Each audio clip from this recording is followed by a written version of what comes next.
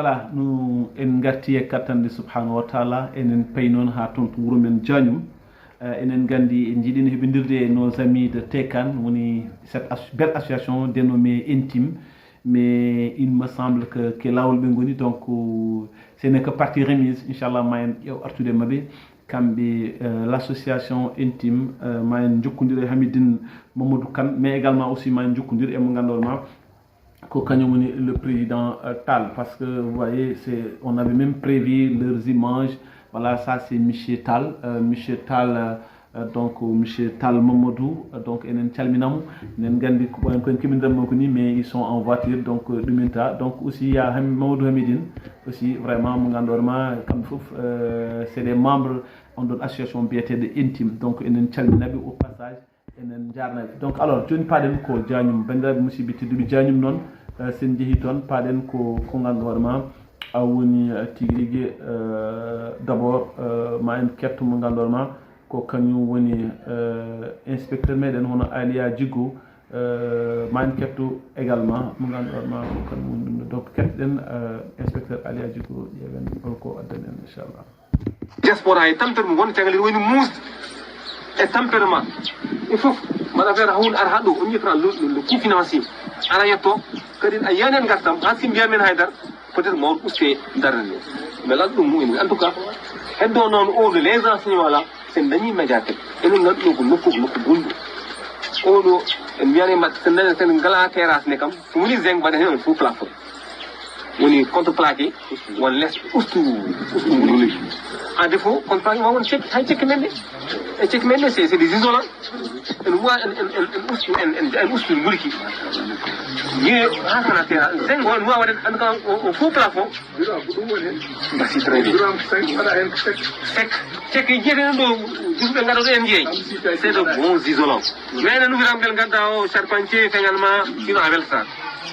ɗumen wawa wonde aussi les fenêtres mbaɗe vitré wonno poussière on bonno et peut être somi ñamnami yimmedate koɗo mi y a des ɗum de ventilation et aussi des kits de rangement minen min gande lycée Dimat on avait trouvé le lot d'équipement qu'on avait pour les laboratoires fo waɗanake kesuji foti moƴƴi mais on a dit que non des placards uji en bois min mbaɗi des placards en fer aluminium ɗo moƴata avec monsieur gonnoɗo école mi neni minen gon annexe Thily il y avait un prof de PC on a connaît mandaw yiden compté o ari min mbaɗi pour nécessité une richesse inestimable mais depuis lor moƴƴe ko bois tawi bois wone de aluminium c'est mieux ça valorise l'équipement, ça valorise le lieu et ça prénise aussi le matériel. Nous connaissons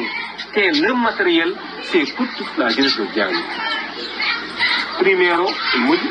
mais on ne sait que c'est le collège, le lycée et les étudiants.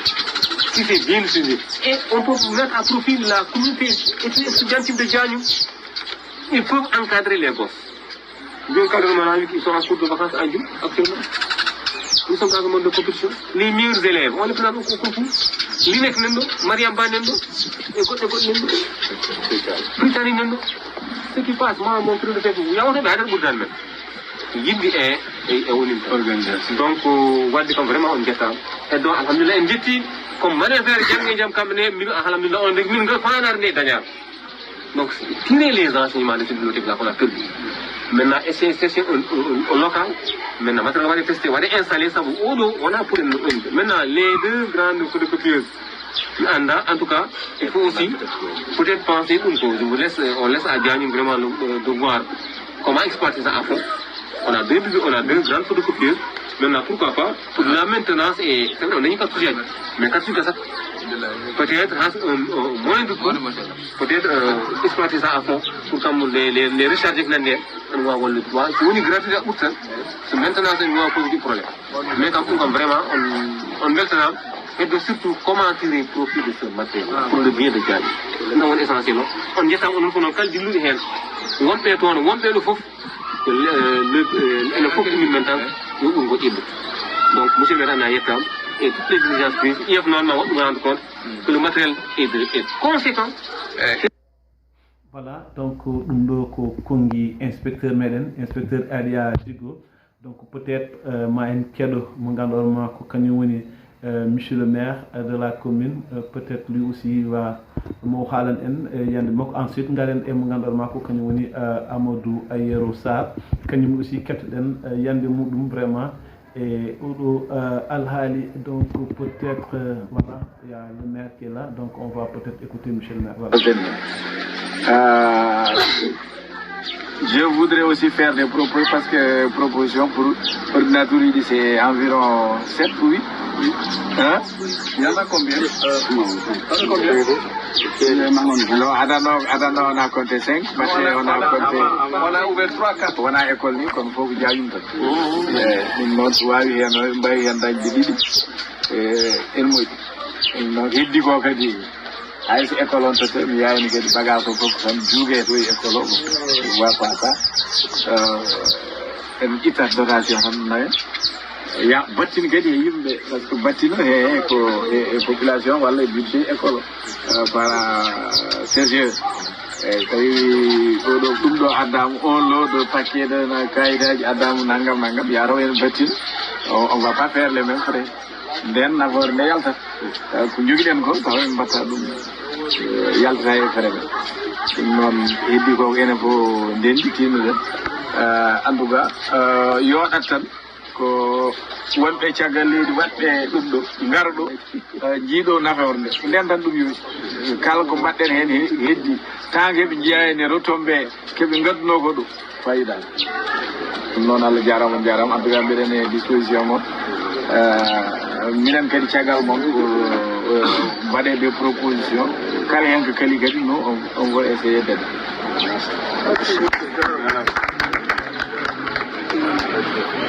Ali Gaye en jettino inspecteur Alia Djigo mais joni en jahat e keɗɗoɗen mo gandorma ko kañum woni notre frère woni Amadou Yero Sarr kañum aussi keɗɗen ɗum sen gayni après kanko Amadou Yero Sarr ko mum min noddidere makko kanko woni sababu inchallah liggotoɗo eɓe jañi repreneur goɗɗo on ndu ernde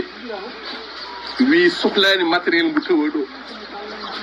matériel mum addat won oɗo matériel Moussa den wi onon ko mbatton ko jogoɗon wadde oɗo matériel en mbi sona ƴettude min mbaɗe mbalit hay haaju goɗɗo min ngala hen o wi ala wote mbaɗe mbalit minen cogui minen cogui ɗum woni démarche école élémentaire Diagne oɗo Alpha et an monsieur le maire mbaɗɗon la lettre officielle nelluɗon ɗum entreprise o par mail ɗum waɗi motivé eɓe ƴetti oɗo matériel eɓe totti ɗum Moussa Dem waɗi ɗum stocké à ses frais nguuri diaspora yahani hen parce que matériel o je pense que heɓaka le 16 juin o ƴetti 700 makko euro kanko Moussa Dem o yoɗi itti ko matériel o Belgique ha ɗo e Dakar ɗo Moussa Dem yoɗi nde matériel o yotti nde ko nden diaspora waɗimo remboursé 400 et quelques mille 456 000 si je ne me trompe le matériel o yotti nde ha Dakar waɗa e juuɗiɗa ha doore on yoɓi 8000 francs pour entreposage ko matériel o woni par ce que mbi matériel o e mbawi ɗum moftude kon ɓurta badɗi matériel mon yettima mbaɗe fernière Diagne eɓe jooɓi hen 80 000 francs woni donc 456 000 francs venant de Belgique jusqu'au port de Dakar plus aussi 88 880 tummade Dakar ardigaji donc ɗum noon kam ko diaspora ƴetti ɗum en charge hay goto waɗani hen ɓuuri donc jetten Allah jetten aussi diaspora ha heddo noon min mbeɗa jogui hen couleur setan par rapport e feccugol ngol e matériel o holnoon jogori géré min préoccupation ɗi tan jogui men et Alia l'a dit la meilleure solution serait que gagne médiathèque parce que médiathèque il va nawru fof tantôt on a parlé d'initiation informatique on a combien d'ordinateurs on a en jogui hen heewi 10 walla 15 ordinateurs so waɗama médiathèque o sukaɓe mbawi jandi les rudiments de base woden excellent etc ɗum ina wawi wonde sur place avec une connexion internet eɓe janga hen les deux magnétophones là c'est très simple les élèves qui font la troisième la terminale etc prof d'anglais wawi ɗo aɗa waɗede cours listening kuuruji listening ɗo a waɗa so min waɗa école minen min ngala mani kele usb min mbaɗa mais a joñi majo a jogui seeɗe aɗa wawi wadde ni téléchargé programme en d'étude en langue anglaise mbaɗa e mañit funaji mbaɗa branché bafou dessus c'est très performant proposition noon aussi maire ma walla men e ɗumin mbaɗ matériel o mahna men ɗo hay siko pièce forte avec toilette ɗum kam ko min ñaguima ɗum min mahna men ɗo pièce aɗan mah kalsuji aɗan mah écollègue aɗan mah forage uji aɗa jogui moyen maji mahna men hay siko suudu une pièce polyvalente tawi wawi wadde rangement bibliothèque ina. Ok, donc en kettima Amadou Yero Sarr. Je pense qu'on va revenir sur Amadou Yero Sarr tout de suite, Inch'Allah Lamdo Djabi, parce que voilà, c'est notre doyen, donc alhamdulillah. Donc on va peut-être revenir sur Amadou Yero Sarr.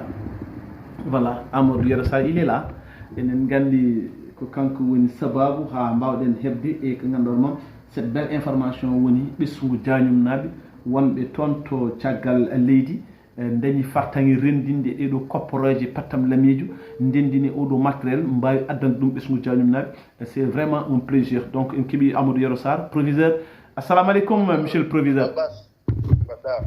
Jamal walema wiyetema ñallema. A salminama a juurama a ñaganama Allah moƴƴere joni joni o gonɗen ke yebde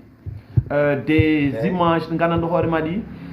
surtout discours Alia Djigo inspecteur, discours monsieur le maire et discours mo gandanɗo a waɗi ɗum. Donc c'est en direct e nder Dimat TV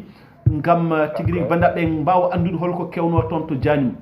Il s'est trouvé que won matériel bat important taw ko matériel reprographie mo ganduɗo orma on mbaɗi ɗum réceptionné taw ko ɓiɓɓe Diagnum naɓe wonɓe diaspora kañum mbaɗi ɗum. Holko mbawɗa haalande men hen? eyyi Abassar mi salminima mi salmini Dimat TV nan fof. Merci. eyyi hanki samedi 1er août 2026 donc wonno cérémonie officielle réception matériel informatique bu diaspora Diagnum heddi o ɗo e wuuro. Machallah. eyyi hay taweji monsieur le maire Aliou Gaye maire de la commune de Fanaye, monsieur Aliou Djigo inspecteur au niveau de l'inspection de l'éducation et de la formation de Podor, et taweji aussi Ousmane Diallo Kane, chef de village de Diagnum, et président conseil de gestion Alpha Sy, et min kalawo e imam e dentangal notable yurgo. Machallah. hanki wonno hanki samedi galle Alpha Sy. Ok. Alors enen mbawi de présencement toon an wonno ko en tant que trésorier, en tant que natif de Diagnum, trésorier vraiment de cette belle association, walla trésorier on ɗon on ngol ɗon ɓoggol ngol ganduɗoma ko ɓesgu ɓamtare Diagnum. eyyi min fonction mo jeɗnimo e diaspora o mi wona dani hanki je suis résident ɗo ngoni on kalque diaspora o rendi mumen fof ko min eɓe gandat min woni trésorier mabɓe ɗo e Diagnum. Ok, kolaɗo kuuɓal ma. eyyi ɗum noon waɗi duuɓi kam hannde kala ko sohla ummade diaspora faade wurgo guile balli faade jumaka walla faade hôpital o walla faade école o eyyi eɓe tottat kam autorisation tan donc kalis mbo desdamo mi ƴetta keɓe cohli ko hen mi tottat. Ok. Donc pour précision oɗo matériel gar o ummi ko Bruxelles mais o ari ke Indam. Ok. Donc l'ensemble des colis min woni destinataire principal o ɗum woni mi wonnomi noon yaade kawrimi hen d'abord comme représentant de la diaspora et comme trésorier titulaire et aussi jeeyaɗe wurgo. Et en tant qu'acteur de l'éducation aussi. Exactement. Alors semi famille oɗo matériel ko ɗum matériel informatique ari ko pour l'école primaire de Diagnum walla arani ko wuro ngo fof? eyyi aɗa andi au départ d'abord no matériel o heɓirani matériel d'entreprise wonno ok Moussa Dem e Fatmat Amadou Ba en e ba ɗum Abdoul Feki ok ko ñum heɓi matériel o joni ɗo wonno ɗo liggoɗo ils ont eu un nouveau patron ok on noon ɗo heure ndewi à date que matériel mum donc kanko wonno e entreprise o comme matériel informatique yo joñi waɗe baŋnge donc ma won presque une tonne walla ɓurɗum ok eyyi joni noon kanko ñaagui o wiya noon ɓeydi ke jewdi entreprise il faut ko rew procédure ok manam wonɓe ɗo jaaju yo mbaɗ lettre de demande taw ina waɗi visa maire et sous préfet de Thilé ok comme ça c'est keeɓi kamɓe ne eɓe mbawa ƴettude matériel o ɗon e fawɗude juuɗe Moussa Dem ok comme ça wawa arde ɗo e wuro ngo joni noon a namdin kam bel ko école o jeeyi eyyi au départ kam ko toutes les démarches kam ko école o waɗi ɗum d'accord kono matériel garɗo on ɓurti école élémentaire ok donc ala ɓurɗo goomuji goɗɗi gonɗi e wuro ngo fecce hen ko wayni le centre de santé wayni école arabe o eyyi dal ɗo yimɓe wuro ngo nanodiri fof dal ok manam kala ɗo gandanɗa hoore ma ene nawra wuro ngo yeeso exactement te taw ene wawi hutorade ko wiyete ko matériel informatique ene wawi ene wawi hen hebde eyyi sabu ko école o ɗum kam neɗɗo bel jiina hoore maɗa ok sabu oɗoji mawɗi imprimante uji mawɗi gonoji e bureau ji eɓe gaddi hen ɗiɗi ok donc on kam que c'est des imprimantes de très grande capacité ina wonde photocopieuse machallah eyyi on kam mbeɗa andi machallah dal are place dal ok bon ordinateur uji aussi presque c'est une vingtaine d'ordinateurs presque suɓurani kay suɓurani parce que y a toutes les catégories de machines ina waɗi ordinateur avec PC démontable ina waɗi kadi ko anglais ɓe mbiyata all in one taw joni ordinateur o e écran o fof wondi ouais an sa ari joni a clavier tan monte sa hen mbaɗa branché gasi eyyi en gaddi kadi matériel de bureau wow papier A2 papier A3 papier A4 on kam carton ngaji ok magnétophone aji téléphone aji ala dal keeɓi goppiɗa alors joni comme par exemple matériel o hokkama ɗum on ɗon Moussa holno waɗi ha ɗum ari est ce que c'est à lui seul encore waɗi kalis addude ɗum walla ko diaspora jaanimo fof rendiri halis neddi waɗi faire pour parce que il a une nécessité ko waɗa transporter ara par ce que kino tourno une tonne ko halis namdi aɗa andi diaspora jaanimo machallah eɓe keewi pen ala fof ɗeɓe gonani ok États-Unis France ha ɗo e gamɓe ok ok bon joni ɗum heɓande donc la condition c'était que Moussa Dem itta ɗum ɗon e entreprise o wooda ɗum mofti ɗum ok eyyi donc o joguima ɗon matériel o kam presque ine won lewru mais o wawani dañde convoyeur ok eyyi donc finalement dal Allah newndimbo o haalde waade goto on in ƴetta matériel o Bruxelles ina addu ɗum Dakar ok moyennant 700 euros eyyi presque 459 000 francs comme ça allahu akbar eyyi on haalis noon ko ke caisse diaspora yetti caisse diaspora yetti économie cotisation ɗi mbaɗat ɗi ok 100 euros annuel o e on kalis yetti transport o yoɓa ok donc somi faami attends monsieur Sarr somi faami diaspora o jogui ko caisse mum eyyi kees o ko ɗo e jañum woni ok kamɓe ndeɓe ndiɗori wonde Grèce, wonde France, wonde un peu partout. Entre le 1er janvier et le 31 décembre de chaque année. Oui. Gote faut ma fille 100 €. Ok. On c'est le minimum, mais ça dépend aussi. On peut 100 000. Ok. Ça dépend tant de dollars, mais minimum comme 100 €. Ok. Je non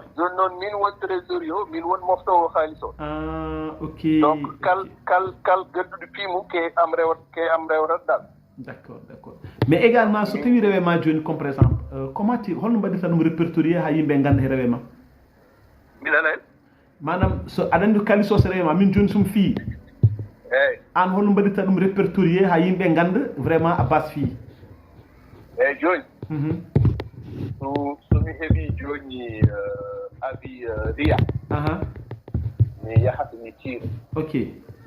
joni aɗa andi jomum ma heɓa reçu e tawat ko jomum waɗi capture reçu o neldimama ok min somi tiiri mbeɗa heɓa reçu mi ƴetta reçu ɗiɗɗi mi waɗ ɗum posté dans le groupe très bien wonde kaari neldi kalis mum yettima ko ni foti c'est la clarté quoi laaɓa cer exactement joni aussi périodiquement je tiens une comptabilité mbeɗa waɗa situation financière c'est-à-dire que la situation des cotisations, la situation des dépenses et le solde. Et donc, comme nous disons, Allah wadime mabbe ha joni. Alhamdulillah, yo Allah nawdum yes. Kam ko leetan alhamdulillah rabbil alamin. Ya Allah nawdum yes. Kal ko heba ina anda, kal ki dirtisa ina anda, kal ko hedde keso ina anda. OK. Amadou Yero mi nani e nder yewtere nde aɗa wiye monsieur le maire amin jiiɗi mahna min ɗo nokku mo ganduɗoma hen kadi matériel watte eyyi no woodi mi haali ɗum et cette doléance là est ce que maire holko jabti hen eyyi aɗa andi oɗo c'est pas notre première expérience école élémentaire Diagnimo o jañin bibliothèque très fonctionnel dans les années 2000 ok kono hande sa yeehi presque haydara heddaki ɗon bon négligence aussi perte neɗɗo ƴetta wasa artude he ngoyaji fof tan donc école kam de manière générale à la sécurité ok ala nde école ñalle tan kono waltaki non e fadi boni jendi wawi Ousmane Ly en Ousmane Amadou Faye Ousmane Ly en yetta soyde ko jamma jahat c'est vrai fo lelo ngara ƴetta ko ƴettata ko kala ko ngari ƴettude kadi noon tan te so nawi gartirta quoi voilà exactement won kadi ko par négligence neɗɗo ƴetta livre walla ƴetta goɗɗum ya galle mumen majjir ɗum walla quelque chose comme ça pour ko resti dans le première expérience o amen kam ça a été malheureux elle a été malheureuse dal ok voilà donc ɗum waɗi minen jogui noon kulol valeur matériel mumin jogui o parce que au bas mot ça doit faire entre 5 et 6 millions wow. Parce que 8 colis différents. Ok. Colis sauf presque une naudi à peu près, bon, je sais pas, bon, mais ça doit faire entre 20 et 30 kilos. Wow. Alors, le colis, pas d'ordinateur, on a colis tokos. On a reçu 8 différents colis. Ok. Et je on matériel. Pour le moment, votre mofta en lieu sûr. Kon so wonti joni mbeɗin waɗe dispensaire walla waɗe école walla goɗɗum in namni sécurité eyyi min ñaagui noon maire e on neki idée aliya jugo ko yo janim naaɓe mbaɗani médiathèque oui eyyi médiathèque manam joni espace ouvert taw joni bibliothèque ne wawi waɗede hen waɗe connexion internet waɗe scanner waɗe photocopieuse waɗe aussi des machines ok eyyi waɗe écran projecteur fof taw kala ko yimɓe cohli plus particulièrement les élèves et les étudiants donc jahat tan ɗon tout est sur place en wawi wadde hay salle de réunion exactement comme ça va permettre à tout le monde de vraiment s'y retrouver chaque fois nde cohli wadde réunion ji men noon tigui joni noon sa ƴeewi wuuro ngo nan kam ɗum ala jañum ɗum ala jañum en dehors de la salle koye ka min ngala réceptif goɗɗo ok donc min ko tan ma taw somin ndewre maire hay sugu salle goto polyvalente quand même o waɗna men plus des toilettes donc matériel o ma waw waɗede ɗon donc école aji ma neftir sabu yahat ko école kam ma ya école si yahat ko dispensaire ya dispensaire si yahat ko ɓengoɗo ya ɓengoɗo kono ma wood kadi ko heddi kadi taw c'est pour les populations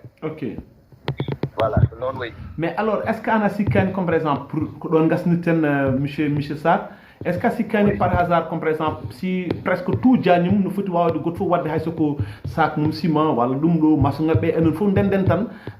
jingen ɗum mahen on ɗon médiathèque a faami ha heddo maintenant fourniture poɗɗo waɗede no ko wayno internet en ko wayno comme par exemple wadde ɗum climatisé wadde hen courant o ɗum ɗon fof enen heddiɓe maintenant on sabañita ɗum ɗo aɗa noon pulaar wi ko bettuma fof wawma matériel o heɓa que le 16 juillet handi que le 2 août donc ça fait 16 jours oui voilà donc aɗa ɗum kam famdi kam pour neɗɗo waw hen waddi des investissements lourds eyyi mais ɗum kam c'est un projet so tawi moyen ngaji jeeñam ɗum kam hay siko jang ma ɗum waɗi. Alors maintenant à travers Dimat TV nous lançons un appel à tout Diagnouwa to mbawɗa wonde eno goniɗa walla dimmannaji mbawɗa on fof vraiment oɗo médiathèque par ce que yimɓe aussi mba rendino matériel baɗ ni gaddana wuuro vraiment ketta ko nafoore commune o fof par ce que yimɓe fof mbawi ɗum naftorade hen eyyi par ce que minen jafɗade mbeɗa mabɓa ay Diagnum à long terme so Allah waɗi ha hunde fof yuɓi espace o jaña fof jañama machallah kamɓe neɗɗo wawi ummorade que c'est ouvert c'est public donc wona Diagnum tan guri taariɓe Diagnum ɗo ha jerɓu ɗo ha kamɓe neɗɗo wawi ummorade dal so tawi ko yiɗi ko naftirade machine aji ɗum hattaki peut-être il y a des conditions qui vont être définies bien sûr oui kon kam que ce sera un espace public donc voilà pour Diagnum tam si alors c'est pourquoi maintenant min je lance un appel à travers Dimat TV je dis bien pour que yimɓe goto fof anda ko kañum jeeyi mbaɗa hen doole men bawɗo addude sac ciment bawɗo addude une tonne de ciment yo addu ɗum kam so jañama min yiiɗa eyyi so neɗɗo wawi addude une tonne yo addu une tonne bawɗo addude ko sac ciment addu sac ciment mbimi so tawi comme par exemple neɗɗo en wawi rokkude en une tonne de ciment c'est bon tawi wawi rokkude en ko sac ciment c'est bon tawi mbawɗa addude ko fer c'est bon en tout cas l'essentiel est que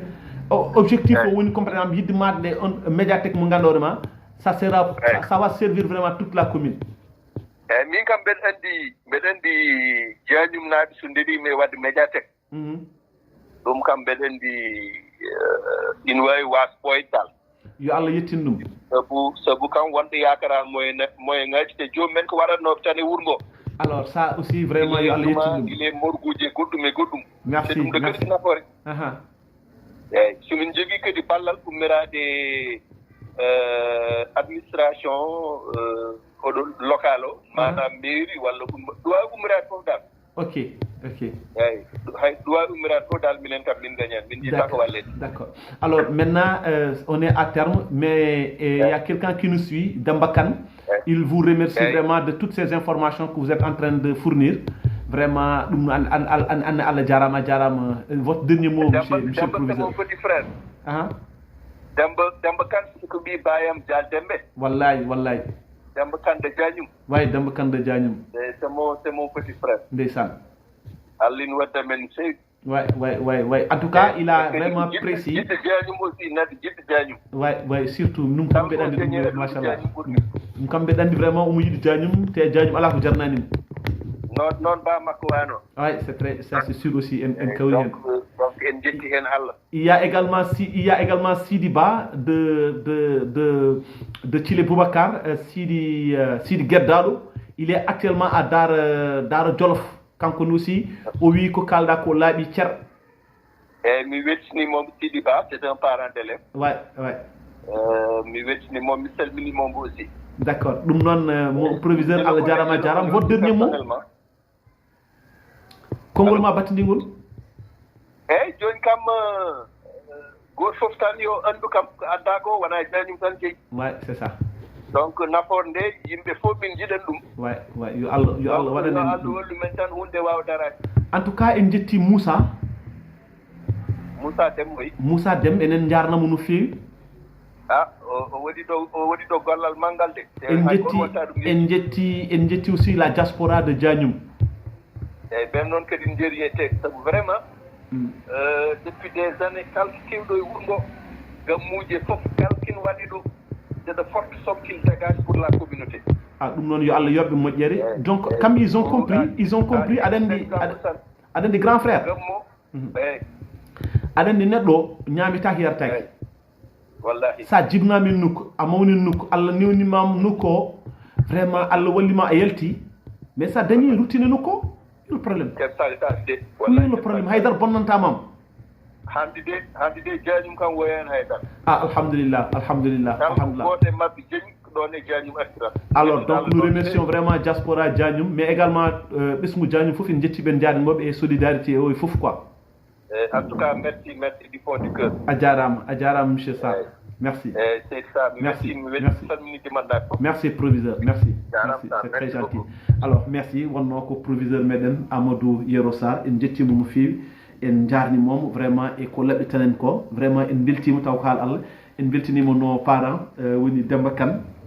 mo ganduɗa hoore ma ko kañum woni ko peññikiniɗo wondude e mo ganduɗa hoore ma ko kañum woni Sidi Gueddaɗo Sidi vraiment grand mi salminimo no fewi donc en jetti foof en tout cas enen gandu si notre plateforme sous préfet meɗen ene yeeɓa ɗum no fewi tabarkal machallah matinal Dimat TV omo acci hen hakkille makko no fewi également nos autres autorités enen jetta aussi la diaspora de Diagnum mais également la diaspora de Tulde Dimat foof no diɗirno alors joni noon sen gummima ɗo paɗen ko toon to wuuro men teddugo to wuuro jinnaɗo men tedduɗo o woni Ngawle e Mourani wuuro Penda Moussa Boukari Sarero Edine Sambe Moussa Ten wuuro ngo gandanɗa hoore ma tabarkal machallah ko toon jibinaɓe daasi booti en jetti tigui rigui ko alda koye caahan ɓesgu men Diagnum ɓesgu men Dimat Diagnum noon en mbawa nadde hen ha jalten taw en kalani galle Ceerno Bocar Dade yo yurmede Allah wona e muɗum en jetti aussi mo ganduɗa hoore makko kañum woni khalifa men tedduɗo hande khalifa galle o woni Ceerno Bocar Tuksil walla mbiya Aboubacry Kane enen ñagonomo Allah judde balɗe moƴƴuɗe battane gam rasul sa sallam ɗon ndewte aussi jetten Ceerno Mamadou Olsini Kane e dendagal ɓesgu Diagnum foof sans exception hay goto en goppani notre ami et frère monsieur Barou enen ñagono ɗum Allah judde balɗe ambassadeur excellence min calminima en calmini aussi Amadou Doudou Sarr jagraf fedde amen jagraf Amadou Doudou Sarr donc en calmini aussi dendagal ɓe ganduɗa ene dilla e ko ɗo wiyete ɗo fedde jagraf Amadou Doudou Sarr kamɓe kala ɓe goni en jettiɓe en jarnimaɓe e si en mbawa gaynu tan calminani musidɓe men tedduɗo walla musiraɓe men tedduɓe ko wayno Ousmane Ly sous préfecture Thily Boubacar ɗon e nokku men o woni kanko mo jeeya wuyɓe wujjunoɓe livre uji ɗi Amadou Yero Sarr haalano ɗi donc en jetti aussi vraiment mo ganduɗa ma woni Bitti Thiam également aussi Ousmane Diallo Kane l'infatigable Ousmane Diallo Kane mo ganduɗa kañum woni président zone Tulde Dimat enen jarnamo no fewi donc en beltinima ɓesgu Diagnum foof enen duwonoɓe yo Allah sillen sembina en tout cas Dimat TV est là c'est pour vous donc si yimɓe mbaɗi hen investir tan inchallah rabbi yajat so yaaji aussi toutes les informations inchallah ɓe mbi yimɓe manam leƴƴi daɗɗidir tan to banggue humpito si toutefois ngol ɗo leñol ɓuurma humpitade ɓuurma vraiment darade ɗum noon Dimat TV udditi juuɗe mum udditi koyɗe mum udditi haqqille muɗum wimon bisimilla moɗon kala ɗo ganduɗa on neɗɗo ene jogui jotto wonde ɗum ɗo de somi jaggi hen ene wawa wallide Dimat TV ha Dimat TV wawa yewtide ɗo woni ɗo bisimilla ma en jetti noon les membres fondateurs ma en gaari mabɓe par ce que enen gandi ine mabɓe jagraf Amadou Hamme Demba jagraf mo Dimat mo ganduɗa hoorema ñalawma janggo woni le 3 août so Allah lamɗo jaaɓi woni ñalawma ko tedduɗo ciftorten ñalawma 3 août 2024 enen gandi on ɗon ñalawma oɗo heure ɗon ɗo maddi janggi diɗo ko piyanɗe e conde kuri ko kañumen goni ko ottanno e kala saaha gulali e luukali awluɓe ene gulla partout mon foof ene wiya yo woppe yetto e jagraf Amadou Dia hollo ɗum yidde nde jogui e muɗum ɗum noon ko ñalawma janggo so Allah walam ɗo jaaɓi inchallah rabbi ma en gartu hen ma en jañu hen no fewi bana musidɓe tedduɓe joni o paɗen ko Ngawle haade men yaade Ngawle noon alay saago mbaɗen pause inchallahu rabbi garen e rogere men tataɓi yo ken hokku en sagoji men yakko walle ñamo rasul sallllahu taala alayhi wa sallam